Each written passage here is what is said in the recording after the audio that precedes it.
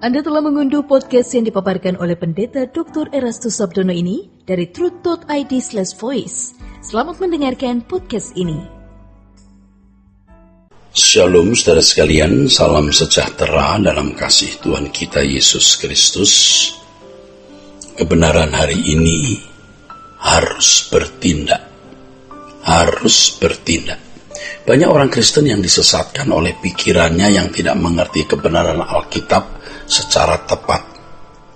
Mereka merasa kalau sudah percaya bahwa Yesus adalah juru selamat yang mati di kayu salib, mengaku dosa, dan menjadi pendamai antara Allah dan manusia, maka mereka secara otomatis sudah berkeadaan diperdamaikan dengan Allah. Saudaraku, padahal faktanya mereka belum berdamai dengan Allah. Memang Yesus membawa perdamaian, namun banyak orang Kristen yang belum memberi dirinya diperdamaikan dengan Allah. Secara nalar mereka merasa sudah diperdamaikan dengan Allah, tetapi kenyataannya dari perilaku hidupnya menunjukkan bahwa mereka adalah seteru atau musuh Allah. Dalam Filipi pasal 3 ayat 18-19 tertulis, "Karena seperti yang telah kerap kali kukatakan kepadamu, yang kunyatakan pula sekarang sambil menangis, banyak orang yang hidup sebagai seteru salib Kristus. Kesudahan mereka ialah kebinasaan, Tuhan mereka ialah perut mereka, kemuliaan mereka ialah aib mereka, pikiran mereka semata-mata tertuju kepada perkara duniawi." Walaupun sudah menjadi orang Kristen, tetapi kalau masih duniawi, maka mereka berkeadaan sebagai musuh Allah, saudaraku. Karena orang yang mengasihi dunia menjadikan dirinya musuh Allah. Mengasihi dunia artinya orang yang hidupnya masih bisa dibahagiakan oleh dunia ini, sehingga terikat dengan materi dunia dan perbuatan yang tidak sesuai dengan kesucian Allah. Banyak orang Kristen tidak menyadari bahwa mereka sebenarnya belum berdamai dengan Allah, sebab mereka masih mencintai dunia dan tidak hidup di dalam kekudusan Allah.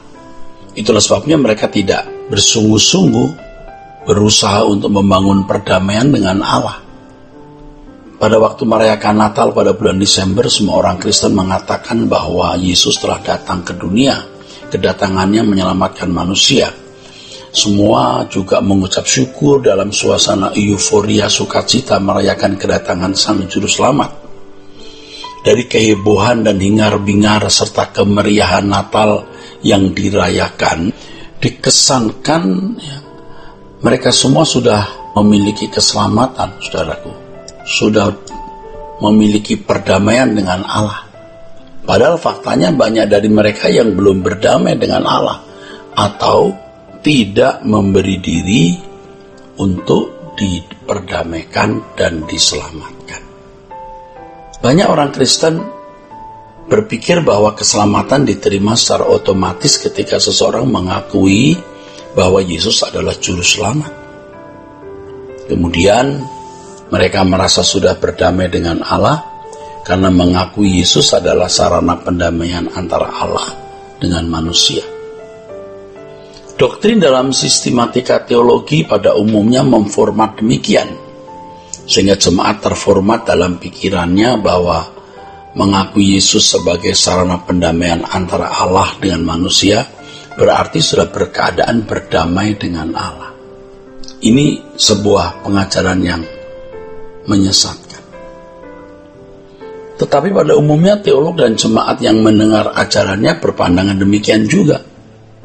Keadaan ini menempatkan mereka menjadi orang yang beragama Kristen tanpa perdamaian dengan Allah atau tanpa keselamatan.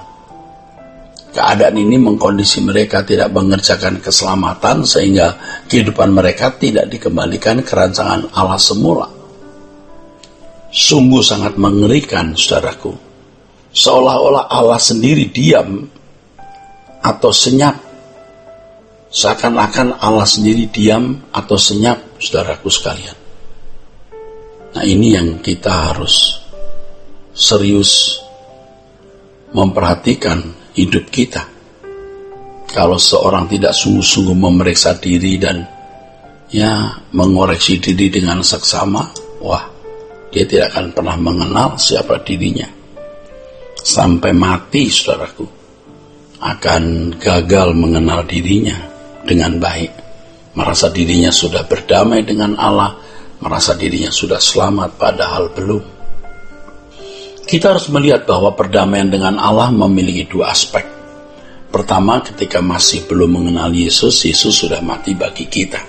Ini adalah perdamaian dari aspek secara pasif, saudaraku. Kedua, ada tanggung jawab dari pihak kita untuk memberi diri didamaikan dengan Allah. Dengan usaha mengubah diri, yaitu tidak mencintai dunia dan hidup dalam kekudusan Allah. Ini adalah aspek yang lain, aspek aktif. Kenyataannya yang kita saksikan dalam kehidupan banyak orang Kristen, saudara. Mereka tidak mengerti adanya tanggung jawab ini. Ya, mereka tidak mengerti adanya tanggung jawab ini. Nah, ini tragis sekali, saudara. Banyak orang Kristen merasa sudah diperdamaikan dengan Allah, sehingga tidak ada usaha yang sungguh-sungguh di dalam mengisi hidup kekristenannya untuk melakukan perdamaian dengan Allah. Padahal keadaan mereka belum berdamai dengan Allah sesuai yang dimaksud Alkitab. Dengan keadaan ini banyak orang Kristen sedang menuju kegelapan abadi, bukan hanya orang di luar Kristen, tetapi orang Kristen sendiri yang tidak memberi diri diperdamaikan dengan Allah, mencintai dunia, masih hidup dalam dosa, itu menjadikan dirinya musuh Allah. Banyak orang Kristen hanya melihat satu aspek pasif. Allah yang mengerjakan keselamatan, lalu manusianya menerima saja.